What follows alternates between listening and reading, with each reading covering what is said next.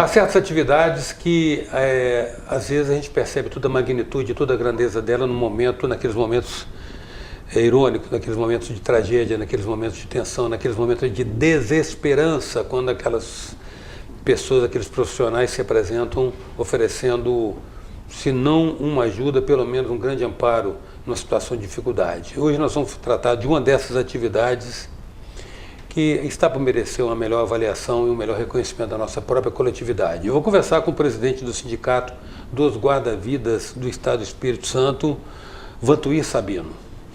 Sabino, qual é a realidade da atividade do guarda-vida aqui no Espírito Santo? E não estou falando apenas dos 400 quilômetros de orla que tem que ser coberta, né? Mas também as lagoas, cursos d'água, as cachoeiras que são explorados como práticas de lazer. Como é que está a situação? Precária. Demos um passo, caminhamos ao futuro, mas paramos em algum degrau. Ainda está estagnado. Vai e vem. Nós estamos um andar da onda, vai e vem. Nós não podemos continuar, nós temos que dar um passo com aquilo que vai rumo ao futuro. Nós temos profissionais ainda trabalhando em situações desumanas. Eu posso considerar, como sindicalista, como técnico em segurança do trabalho, desumano para esse trabalhador. Sem motivação, sem salários dignos, sem equipamentos adequados, sem projetos de carreira, sem poder sonhar com o futuro. Então precisa de muito olhar atento para que a coisa caminhe rumo ao futuro. As municipalidades litorâneas, os municípios tratam o assunto com importância, estamos falando de preservação de vida, né? Há um número adequado de profissionais para atender, por exemplo, nós temos uma grande orla, essa orla que eu falei de 400 quilômetros, e você tem uma situação de cotidiana, de rotina, mas você tem um pico, principalmente no verão. Como é que está a nossa estrutura para atender isso? Vejamos aqui, nesse trajeto litoral costeiro, nós temos ainda, podemos dizer, centenas de postos totalmente desguarnecidos. Nós temos pontos de lagoas, cachoeiras, condomínios e etc., tanques aquáticos sem nenhum tipo de guarnição. Se hoje nós dobrasse o número de trabalhador existente só no litoral costeiro, ainda não atingiríamos a média de 100% ou de pelo menos 90% de uma margem de segurança. Então, nós precisamos de olhar para o futuro, porque, por exemplo, nós estamos agora no período crítico que é o verão. É um período crítico. Infelizmente, a gente pode dizer que eu não vou passar sem enterrar ninguém. É um pai que vai enterrar o filho, um filho que vai enterrar o pai, e assim vice-versa as coisas caminham. Devido ao quê? Devido realmente à falta de atenção do interesse do poder público. O legislativo às vezes escola no executivo, o executivo manda a responsabilidade para o legislativo. E às vezes manda para o administrativo, empodera-se, imposta pessoas de cargos comissionados, que não sabem às vezes nem sequer nadar. Às vezes coloca um profissional à frente dessa atividade por questão política e, infelizmente, a categoria continua desassistida, como deveria, e continua o processo de desguarnição. Então, se nós dobrássemos hoje o número de profissionais guarda-vida para atender a demanda de verão, eu viria que ainda é pouco. Porque eu penso na margem de segurança. A minha margem de segurança não é pensar aquilo que o guarda-vida tem que correr 1,5 km ao sul ou ao leste para socorrer uma vítima que está... Não existe essa. Então tem hora que ele tem que escolher para que lado que ele vai. E nisso nós vivemos a fatalidade do trabalho. Existe um ranking de afogamentos brasileiro? Sim.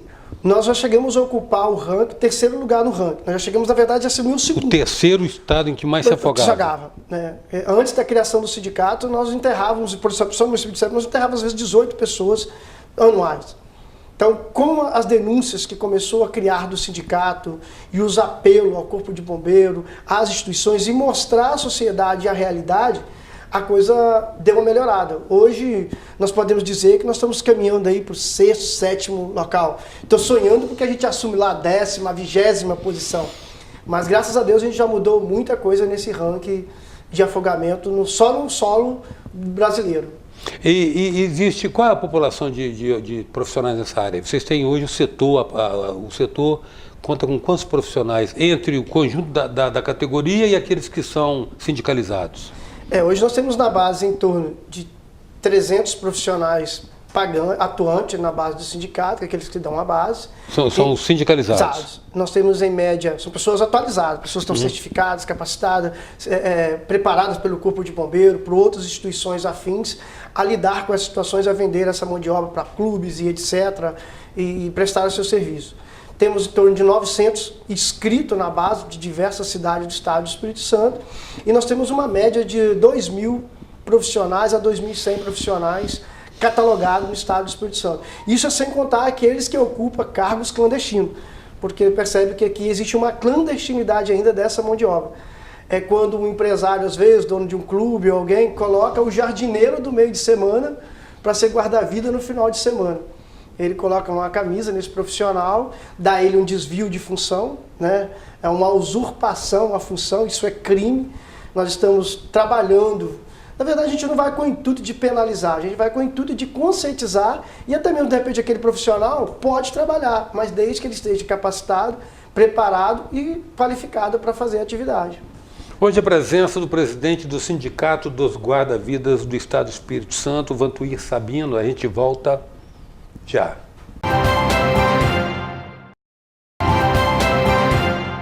Voltamos com a presença do presidente do Sindicato dos Guarda-Vidas do Estado do Espírito Santo, Vantuir Sabino. Sabino, você falou a respeito dos sindicalizados que são capacitados. Quais são os atributos? O que se exige de capacitação para uma pessoa exercer a função ou a atividade de guarda-vidas? Existe a portaria, a lei, que ele tem que ter acima de 18 anos. Nós estamos lutando para acabar com o ensino fundamental, né? No mínimo o ensino médio, para que haja também valorização da base, um curso de qualificação específico. Na lei 11.901, que é a lei que ampara o bombeiro civil, tem lá no seu INTC guarda-vida, bombeiro civil. Esse curso deve ser, em média, no mínimo de 120 horas. O desejado é que ele seria na portaria 248 do Ministério da Saúde, que é o curso de socorrista profissional. Ele abriria o leque, irá abrir o leque de conhecimento desse trabalhador. Sistema de fisiologia, de anatomia, de traumologia. Hoje percebemos que um profissional bem capacitado, ele tem capacidade de lidar com diversos tipos de situações. Na praia nós temos diversos males súbitos, desmaio, insolação. O simples fato de você expor um tempo ao sol e dar um mergulho na água, você já sofre um choque térmico que pode te levar a uma arritmia cardíaca e te fatalizar. Então as qualificações partem disso, documentações necessárias, qualificação necessária, idade mínima e estudo específico na área. E você falou a respeito do reconhecimento da utilidade social dessa profissão. Você existe um piso salarial, existe um salário médio que é praticado no Espírito Santo para a função? Ainda não. Nós temos algumas cidades, vamos citar aqui uma cidade de Vila Velha, que deu um ranking numa petição e aumentou o salário desse trabalhador. Mas aumenta de um lado e tira do outro. Nós temos cidades que pagam abaixo do salário mínimo. Nós temos cidades que complementam o salário desse trabalhador. Então, ele ganha menos do que um salário mínimo para exercer uma função de atividade que salva a vida, de exposição ao risco à sua própria vida. Então, isso não é motivador. Isso não nos leva a nenhum outro patamar. Na verdade, quem é guarda-vida mesmo hoje, por natureza, é porque ama a profissão. Vocação. É por vocação. Você vê que nós temos hoje guarda-vidas veteranos, graças a Deus eu tenho a chance de dividir uma marmita de norte a sul do estado. Como fonte de renda, então, lavar carro às vezes rende mais. Rende bem mais. Hoje em dia, um vendedor de picolé ganha mais que um guarda-vida, dependendo da situação. Quem faz é porque ama mesmo. E como é que é a sua interlocução com os prefeitos? Como é que é essa coisa assim, de tão óbvia, né? Porque eu estou falando isso, certamente o telespectador não consegue compreender. Quando a gente barra nos financeiros de cidade, a gente já barra em todas as barreiras. A interlocução é boa. O que não é bom é o interesse de fazer a coisa mudar. Não, ou seja o papo é ameno, mas não rola. Mas não rola. Vejamos aqui, eu vou citar uma cidade, eu trabalhei 4 anos para colocar o projeto lei aprovado no Legislativo. Então o vereador desempenhou, etc e tal. O projeto foi para a mesa do Executivo.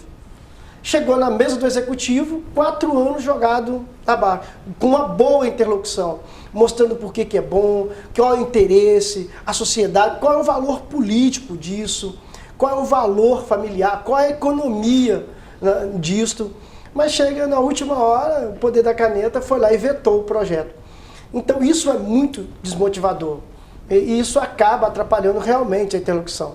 E existem cidades que, infelizmente, ameaças de greve, ameaças de paralisações. Nós estamos negociando, vendo com secretários, investe muito em segurança, mas não nesse quesito que é salvar vida. E convênios, normalmente? Normalmente os municípios hoje enfrentam uma situação financeira que realmente... entendo que isso seria um investimento prioritário, porque nós estamos falando de preservação de vida. Então não está fora de discussão isso. Mas os municípios estão enfrentando uma situação muito difícil. E nesse caso há muito convênio com o governo do estado. Esses convênios não funcionam?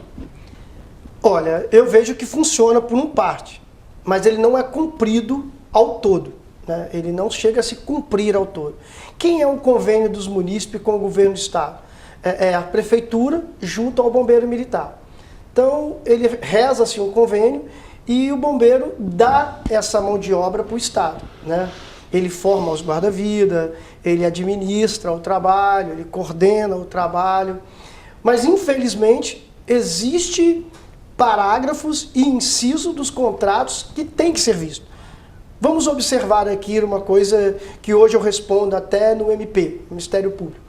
Eu denunciei o Estado e algumas cidades, e todas as cidades do Estado do Espírito Santo, porque o contrato é o mesmo. Ele, Ctrl-C, Ctrl-V. Ele lá no seu item C, ele reza uma ambulância em tempo disponível à função de salva-vida. Aí eu faço uma incógnita. Em qual local, em qual praia do Estado do Espírito Santo, qualquer cidadão espírito-santense viu uma ambulância disponível lá para o guarda-vida diante de um afogamento? Sabemos, estamos cientes de que o afogamento ele é prioritário. São 4 minutos. São 4 minutos essenciais para a gente entrar com o sistema de oxigenoterapia para dar uma margem de salvar vida daquele paciente, daquele traumatizado. Então isso não acontece. Tem cidades, se você não se aventurar e pegar um carro de quem está passando e joga numa caminhonete e vai de qualquer jeito. E se for esperar, nós não podemos mais sufocar o SAMU como já é sufocado. Nós não podemos depender só do SAMU. O sistema já tem que ser independente. Nós estamos falando de segurança pública. Então o sistema já tem que ser independente. E, infelizmente, eu não queria que a instituição me visse numa forma contraditória de inimigo. Não, eu sou um cara que eu só vejo a realidade do negócio.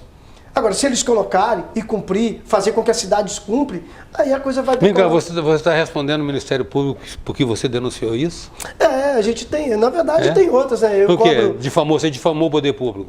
Segundo alegações, existe uma defamação, porque, por exemplo, eu não permito, diante de um treinamento, que um profissional que está disputando uma vaga de trabalho, ele tem que se expor a nadar em águas imundas, tem que beber águas imundas, tem que expor situações humilhantes. Nós estamos falando de formar profissionais, pessoas que vão lidar com pessoas. Isso é gestão pública, isso é gestão de recursos humanos. Então, se eu qualifico e treino pessoas para lidar com pessoas, o treinamento não é de guerra. O treinamento não é de guerra. E existem outras irregularidades que nós colocamos a peso de denúncia, que às vezes bate e retorna contra o denunciante. É triste, é lamentável ver o Ministério Público ele não dar seguimento. Eu não tenho medo da justiça, se quiser me prender novamente, como já me prenderam. Eu já fui preso uma vez por membros da corporação. Mas eu acho que é o meu trabalho, é um legado pela vida. Deus já me poupou a vida, me deu esse conhecimento e eu estou aí para o que der, para fazer o que puder fazer. E nós vamos fazer mais porque teremos consequência com essa conversa com o Vantuí Sabino, presidente do Sindicato dos Guarda-Vidas do Estado do Espírito Santo, dando sequência num programa de amanhã, visto que essa conversa não pode encerrar aqui. Eu espero você. Até já.